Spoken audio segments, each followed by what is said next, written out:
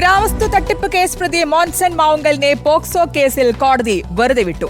മോൻസൺ മാവുങ്കൽ രണ്ടാം പ്രതിയായ പോക്സോ കേസിലാണ് പെരുമ്പാവൂർ അതിവേഗ കോടതി വിധി പറഞ്ഞത്.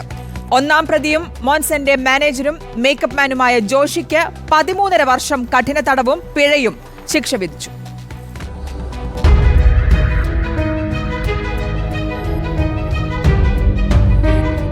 മോൻസൺ മാവുങ്കൽ പ്രതിയായ രണ്ടാമത്തെ പോക്സോ കേസിലാണ് പെരുമ്പാവൂർ അതിവേഗ കോടതി വിധി പറഞ്ഞത്. മോൻസനെ കോടതി കുറ്റവിമുക്തനാക്കി. മാനേജറും മേക്കപ്പ് മാനുമായ ജോഷി പെൺകുട്ടിയെ പീഡിപ്പിച്ച കാര്യം മറച്ചുവെച്ചെന്നും പീഡനത്തിന് സഹായം ചെയ്തു എന്നുമായിരുന്നു രണ്ടാം പ്രതിയായ മോൻസനെതിരെ ചുമത്തിയ കുറ്റം. ജോഷി കുറ്റക്കാരനാണെന്നും കോടതി കണ്ടെത്തി. 3 വകുപ്പുകളിലായി 10 വർഷം, 3 വർഷം, 6 മാസം എന്നിങ്ങനെയാണ് ശിക്ഷ വിധിച്ചത്. 3 ശിക്ഷകളും ഒരുമിച്ച് 10 വർഷം തുടർച്ചയായി അനുഭവിച്ചാൽ മതി.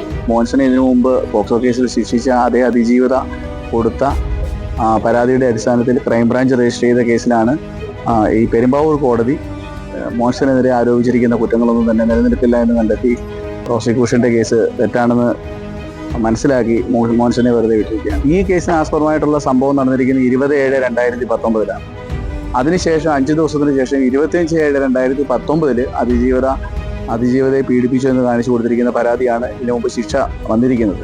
അതിനു മുമ്പുള്ള സംഭവമാണ് 20/7/2019 ഈ കേസിന് ആസ്പദമായിട്ട് ഇന്നിപ്പം വിധി വന്നിരിക്കുന്ന കേസിന് ആസ്പദമായിട്ടുള്ള സംഭവം എന്ന് പറയുന്നത്.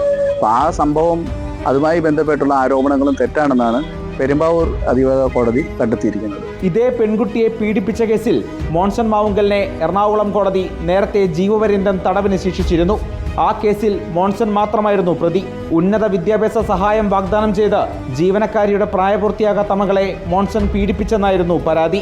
2019 കേസിനാസ്പദമായ സംഭവം. കോടതി ശിക്ഷ വിധിച്ചാൽ 3 നിലകളുള്ള കോടതി കെട്ടിടത്തിന്റെ മുകളിൽ നിന്ന് പ്രതിയായ ജോഷി താഴേക്ക് ചാടാൻ സാധ്യതയുണ്ടെന്ന് പോലീസിന് രഹസ്യ വിവരം കിട്ടിയിരുന്നു.